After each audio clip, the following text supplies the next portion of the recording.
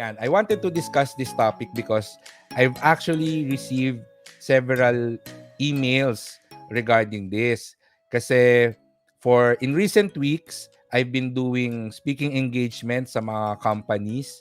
Ini-invite nila ako as resource speaker to talk about personal finance. Kasi nga, di ba, a lot of people are struggling right now financially because of the pandemic, and I've discovered that a lot of employees, they are really not, they're really having a difficult time pagdating sa pagbabudget. And then, recently also, I became active on TikTok, and this is also one of the most common question that people ask me. Paano ba raw ako nagbabudget ng pera ko? And along with this, a lot of people are asking me kung okay ba yung 50-30-20. Meron pa ako nakita na 70-20-10, etc. So, to be honest with you, hindi ako nagpa-follow ng mga formula na yon, yung mga 50% needs, 20% savings, 30% wants, yung mga ganyan. Hindi ganun yung ginagawa ko kasi hindi rin ako natuto mag-budget sa ganung paraan. Of course, pagdating sa pagbabudget ng pera natin, marami tayong strategies out there, and hanapin natin kung alin doon sa mga strategies na yon yung mag-work sa atin. So, ang i-share ko sa inyo ngayon is paano ako mag-budget. So, if you think this is something that would work for you, then you can go ahead and try it. So, binreakdown ko yung pagbabudgeting ko, yung budgeting process ko into several steps. So, the first step is I will list all the income that I received last month. So, ano ngayon, di ba? End of October, itong live stream natin. So, nilista ko na magkano ba lahat yung pera na pumasok sa akin for October or for the previous month. And then step number 2, I will list all expected needs or necessary expenses for the coming month. So, since October ngayon, sa November, ano ba yung mga expected ko na mga gastos? So, when I say needs, yung mga necessary expenses lang. So, I can create an estimate, medyo conservative estimate. And of course, pagdating sa mga variable expenses like yung mga grocery, kuryente, mga hindi yan fixed eh. It would also help kung we refer to the previous months, kung ano ba yung average na gastos natin dito sa mga groceries, mga utility bills. And of course, after I know magkano yung expected needs ko, we go to step number 3. So I know my income. Ang standard ko sa sarili ko is I save 30% of my income. Kasi ano kaya, 'di ba? Pay yourself first. So save first. So yung na-receive ko na income, 30% of that, automatic yan, pupunta sa savings ko. Tapos kung ano yung matira, 70% of my income, that is now my available budget. So, of course, just a note, I don't know if nakikita nyo ba, siguro lakihan natin yung ating presentation. Yeah, presentation talaga, biglang naging seminar. So, ang note natin dito, when I say 30% savings, yung savings na yan, hindi yan savings na nasa bangko. I am actually referring to yung cash plus investment fund. Because what I always say to people is, kailangan mo mag-save para ma-build yung emergency fund.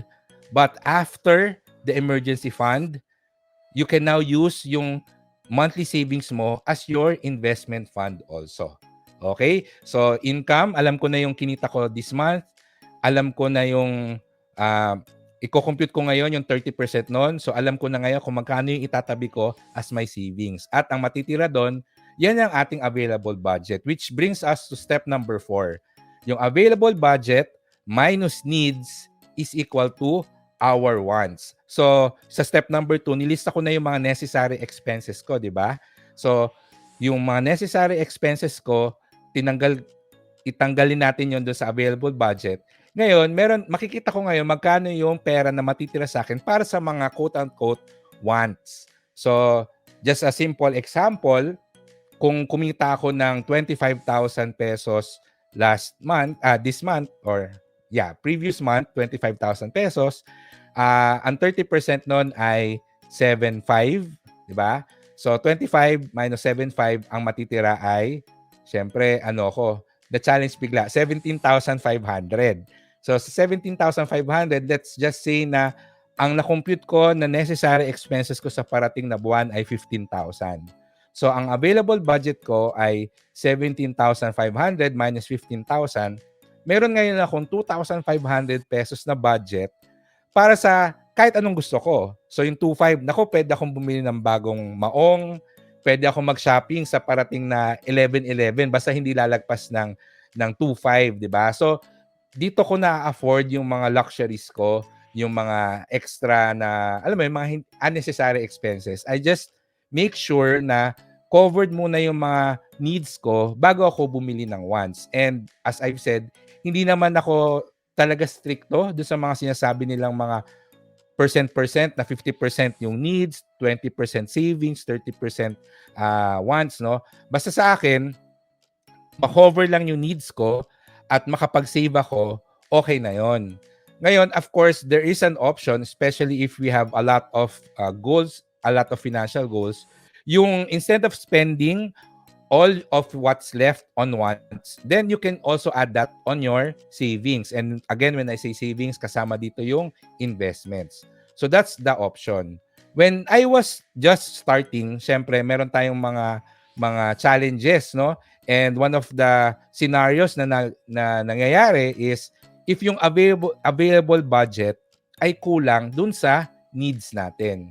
And kapag nangyayari yan na mas maliit yung available budget dun sa necessary expenses natin, ang ginagawa ko, binababaan ko lang yung savings rate ko. Ibig sabihin, instead of saving 30% of my income, siguro this month 20% lang muna. Kung kulang pa rin, di 10% muna. So, ganun lang. Babawasan mo yung amount na sinisave mo for that particular month lang. And of course, ang assumption dito, yung needs, these are all necessary expenses. So, it might be also a good idea to look into the needs na nilista mo. Baka mamaya dun sa needs na grocery mo, naka-budget pa dun yung mga chichirya mo, di ba? Yung mga chocolate, yung mga hindi na importante.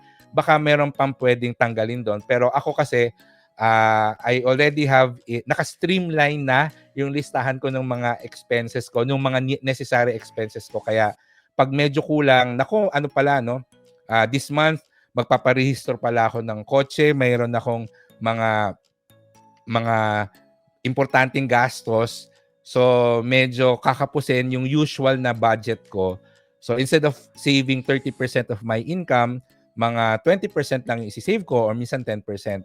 And nangyayari din to kasi minsan there are months na maliit lang yung kita ko, wala akong masyadong financial consultation na clients, yung business medyo mahina yung kita, so bawas din yung cash flow ko.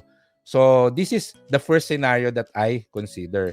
Of course, karamihan sa atin kapag nagrereklamo tayo na eksakto lang yung kinikita sa gastos, ito, kita-kita nyo naman, may talaga ako sa math. If available budget is less than the needs and yung savings rate mo is zero na, ibig sabihin, wala ka nang masisave. Yung available budget mo, mas maliit pa rin siya dun sa magiging necessary expenses mo. And what I always say is that the solution here is to go to the other side of the equation.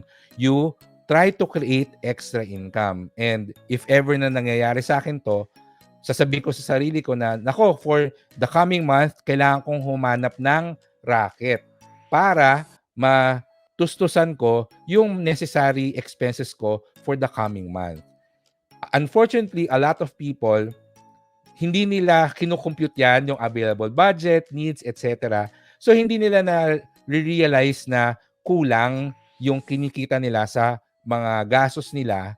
And if you ignore this, ayan, note, if you ignore this scenario, and you will end up with a lot of debt. So dito, nababaon ng utang ang karamihan ng mga tao kasi they ignore yung fact na kulang yung kinikita nila dun sa gastusin nila. Okay? Ignore this scenario and you will end up in a lot of debt. So basically, that's how I budget my money every month. So I hope may natutunan kayo, lalo na yung mga nagtatanong sa akin na okay po ba yung mga 50, 30, 20 na na strategy? Okay po ba yung envelope method? Ayan, isa pang very popular yan, di ba, yung envelope method. Okay po ba yung zero-based budgeting system? And what I always say, maraming mga budgeting strategies. Hanapin mo kung saan ka mag-enjoy, saan ka magiging effective. What I shared with you is, kasi nung natuto ako mag-budget, hindi pa ako mahilig mag-aral nun tungkol sa personal finance. This is actually something that I learned from experience na ano lang, basta ang goal ko is number 1, makapag-save. Number 2, matustusan yung mga needs ko. Kung may matira, guiltless, gagastusin ko siya sa mga wants. Basta alam ko, covered yung mga necessary expenses ko. So, yan. So, that's our topic of the day and I hope may natutunan kayo. Alright?